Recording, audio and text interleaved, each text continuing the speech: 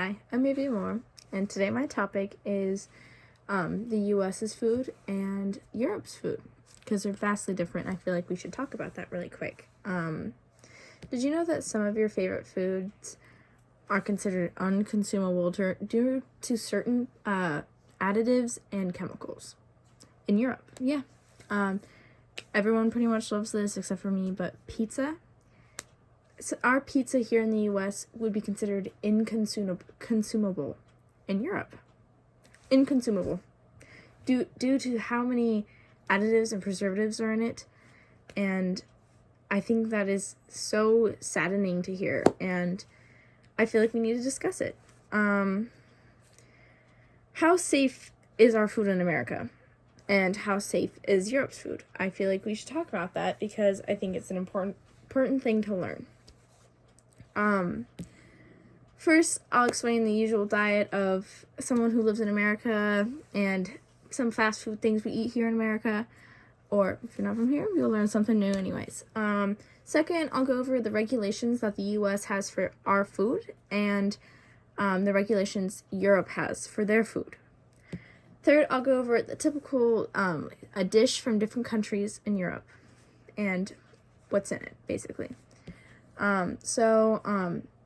When it comes to fast food, we all kind of indulge in it. There's no shame in that. It could be out of convenience, late nights, like we've all been there. And I'm not judging you. There's nothing to judge about, so I understand. And I think the difference between the American fries and the European fries are so incredibly sad and crazy to see. So in American McDonald's, it contains potatoes, obviously, 6 different oils, natural beef flavoring, dextrose, sodium acid phosphate, salt, and dimethylpolysicyline. Say that 5 times fast. That is all in just McDonald's French fries. It makes you think, what's in their chicken nuggets? What's in everything else they cook there? That's just here in America. And the list for the Europeans are so much shorter. And it has less oils, less flavorings, just less additives into it. And our diet here in America is so, different. 9 out of 10 Americans consume too much sodium, which can lead to heart disease. Basically, a lot of different medical, problems.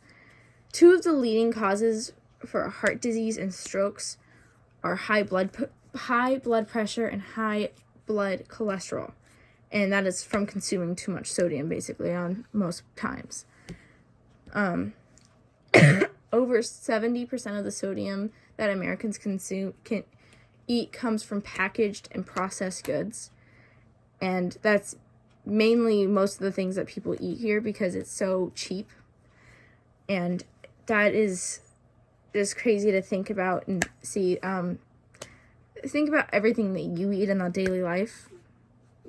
It has a lot of preservatives in it, and that is just crazy to think about that much sodium is going into you. But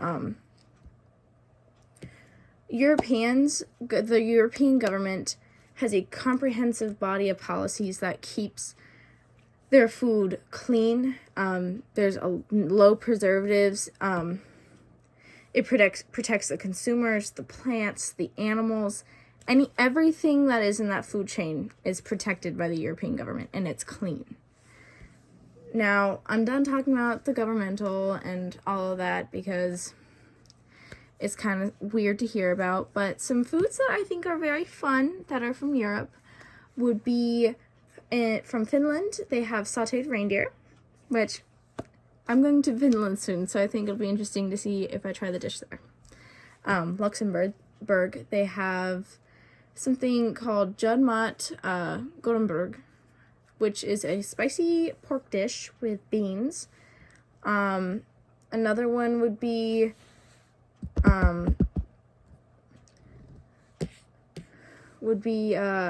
a German dish, which in my family we call it boiled dinner, but we eat it all the time.